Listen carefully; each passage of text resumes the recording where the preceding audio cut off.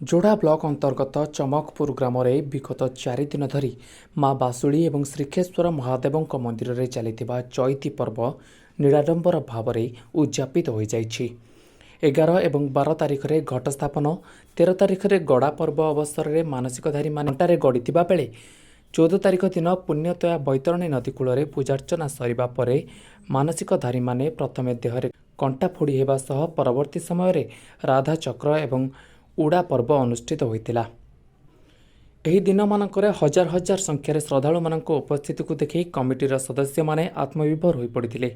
महाविषुव पणा संक्रांति को सफलतापूर्वक आयोजन करने दिगरे माँ बासुली मेला कमिटीर उपदेष्टा राम पात्र, उपसभापति ईश्वर चंद्र नायक, संपादक पुरुषोत्तम नायक, कोषाध्यक्ष लिंगराज नायक सहित अन्य सदस्य माने सहयोग करथिले। पूजक दुष्मंत दास पूजा कार्य संपादन करथिबा बेले तांको चिंतामणि कांडी एवं दुखबंधु नायक सहयोग करथिले।